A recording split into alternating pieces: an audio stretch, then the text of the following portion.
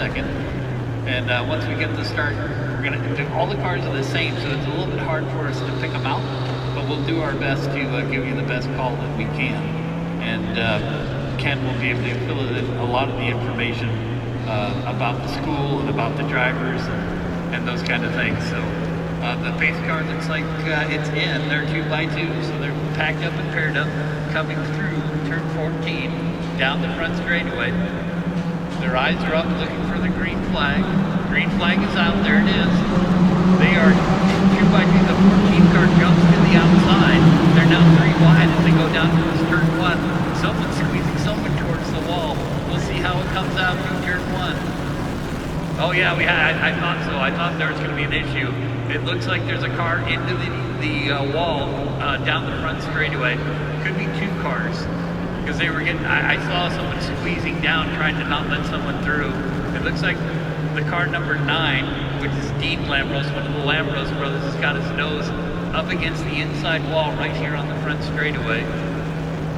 Hopefully it's only 1 car. I couldn't tell if it was 1 or 2. Could you tell, Ken? I couldn't tell, no. Yeah, just when I saw the squeezing down, I kind of knew it was going to be trouble. The rest of the field is moving around, but we've gone to full course yellow. So a rough start here for the drivers, but they're going to be under full course yellow because the pace car has to cut out at turn 13. So we'll know here in about 10 seconds whether we're going to go back to green or not.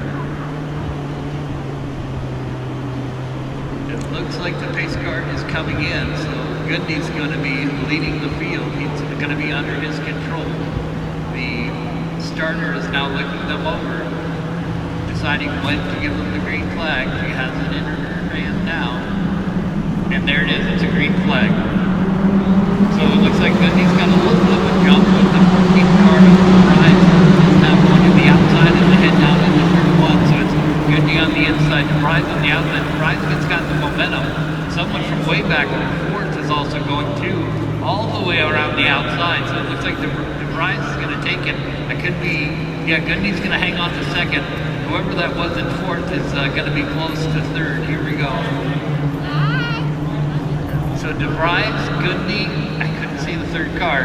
I believe it was Lambros, car 7. Okay, so Lambros is third. He's making up for his brother's incident, I guess. And is it Sven DeVries? Where is he from? Yeah, Sven is actually from Amsterdam. Amsterdam. So he went to Skip Barber School and decided to continue on, or did he go to school? Wow, they're side by side all the way through the field. There's 2x2. It looks like the pace lap, except they're going at a much faster rate right now. 2x2 all the way through 10 and 11. Wow. Giddy's defending hard. Yeah, Giddy is defending hard, and that's kind of slowing both of them down, allowing that group of 5 to stay with them. So, wow. Close racing, much closer than it was yesterday. So Giddy, I think Giddy may have the lead back right now. Giddy goes by the nickname of Johnny Two Shoes, he says. He insists on going by that nickname. He's Two Shoes, meaning like the dance or something? Or is he a gangster? One or the other. 16 or 16. Nathan Saxon. Okay, so where the heck did he come from? He's starting way farther back. He's now leading, so good for him.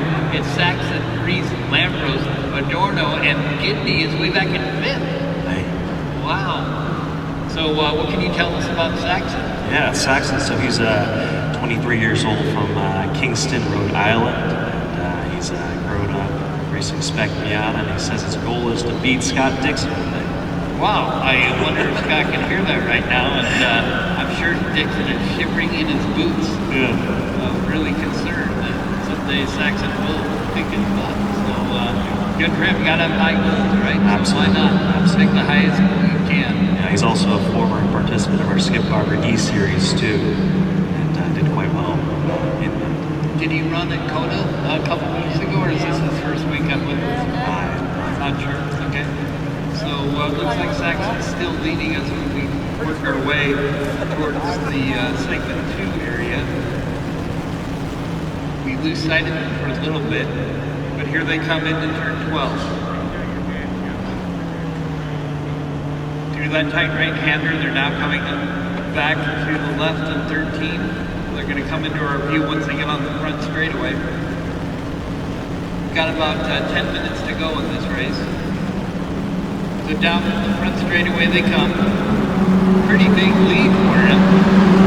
But his performance quickly out of turn. He's got about a 1.1 second lead over Breeze. Will Lambros is third. Adorno is fourth. That's David Adorno. Will's looking on the outside as well, see if he can make a stick. Nope. It's tight running down there at turn 1. Oh, yeah. Yeah, they definitely tried to make the move. And I can tell you that Saxon is really hoping that those guys start battling for second. That's true, yeah. So anytime the cars run side by side, they both go slower through corners. So if you're the leader, that's the best thing that can happen to you. So Saxon is really hoping that Breeze, Lambros, Adorno, and Gindy really fight hard with each other. Yesterday, Cadwalder had a spin and fell back, and then he kind of battled his way back through the field up into maybe the top 5. What can you tell us about him? Yeah, so Cadwalder, he's from Scranton, Pennsylvania. His hero is Michael Schumacher, and he's raced in F2000 and a lot of sim racing. And the unique thing about him is he's worked so many different jobs. And he said privately, he said he was okay to speak publicly about this too, but he invested the majority of his savings to be here racing today in Indianapolis. Wow, so he's all in. It's all in. And we had a car that was off. We'll have to try to figure out who that was. But it looked like they were off at about turn 7 at the end of the back straightaway somewhere. I just saw them rolling around in the grass, so I'm not sure which car that is yet. Once they cross our finish line, we'll be able to check. So it's still Saxon with the lead of 1.7 seconds over Breeze and Will Lambros. Gindy is now 2.4 seconds back. Adorno just got passed by Gindy as well. Cadwalder is 6, Whalen is 7, Cercely is 8, Alonso is 9. My guess is car number 5, Die, is the one that may be spun over there in turn 7.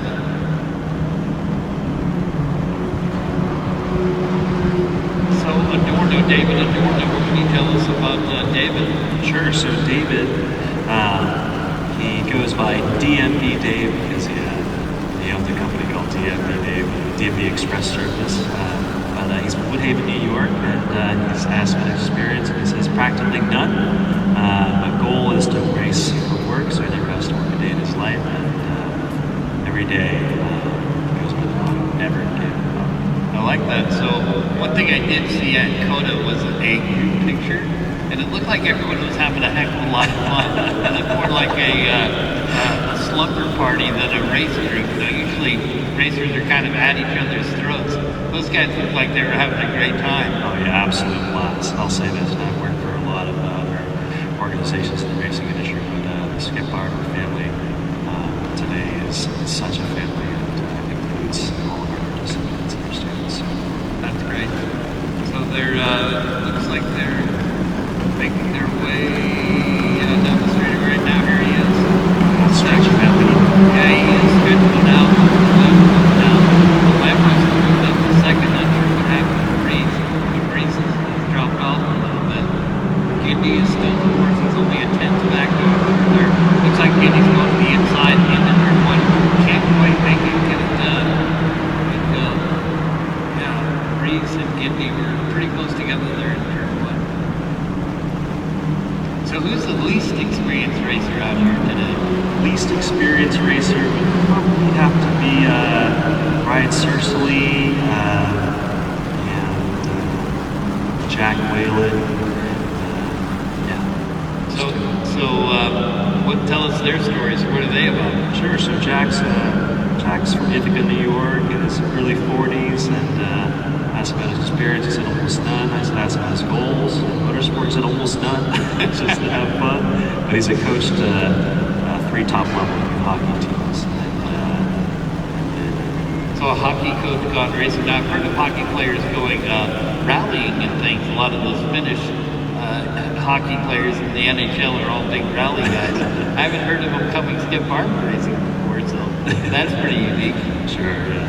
That's great though that he's in his 40s. He wanted to have a good time, wanted to gain some experience. So here he is racing in Indianapolis Motor Speedway. It does not get any better than this. Yeah.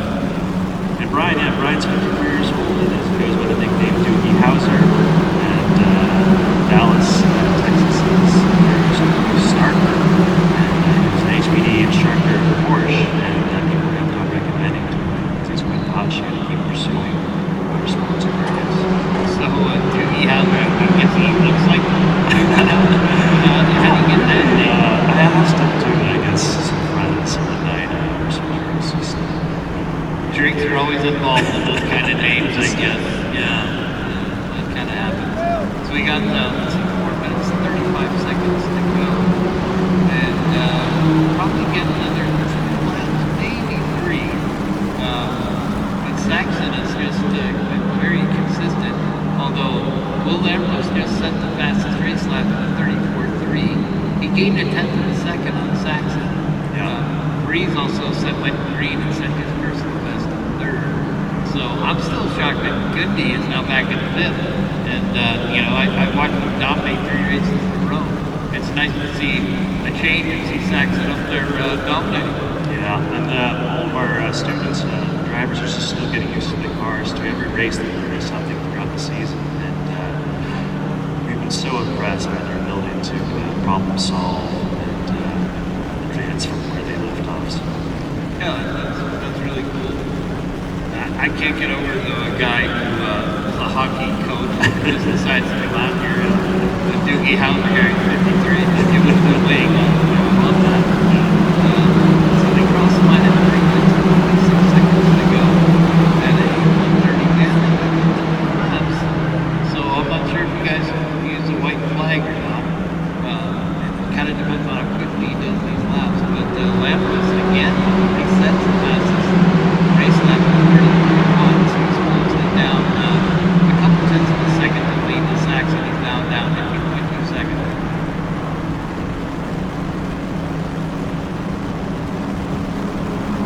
But it looks like Goody is past Caldwalder again, so good moving up and down.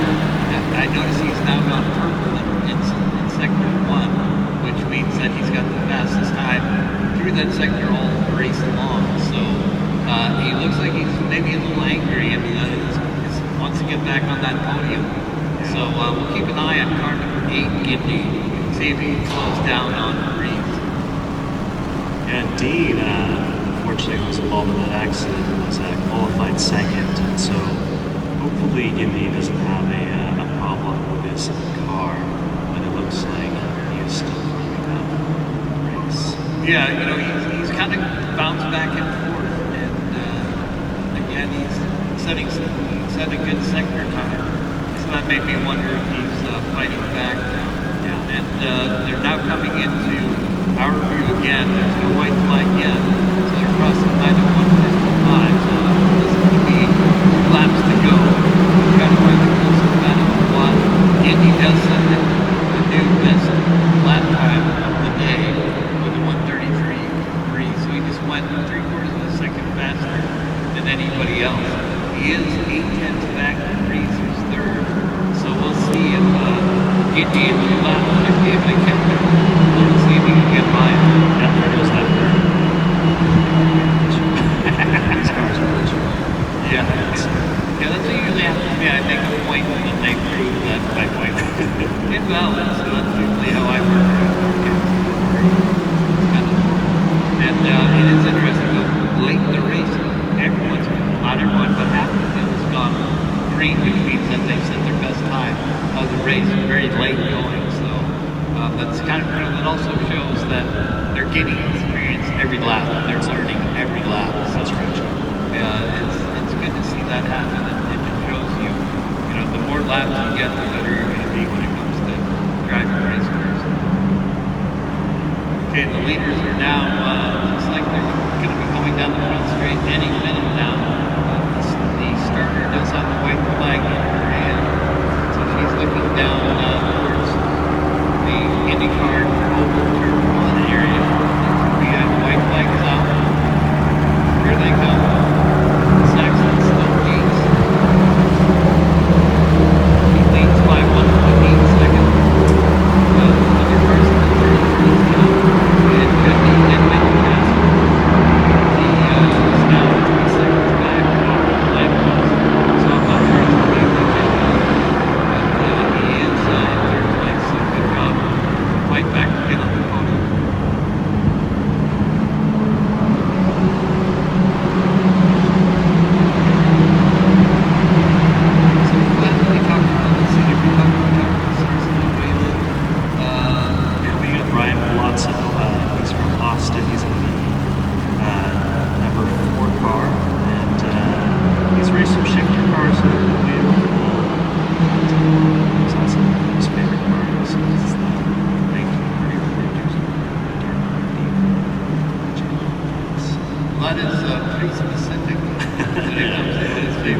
stop talking. What about Jimmy Dye? What can you tell us about car number 5? Sure. So Jimmy is he's a wonderful guy. 38 years old, New York City. He's been racing on and off for about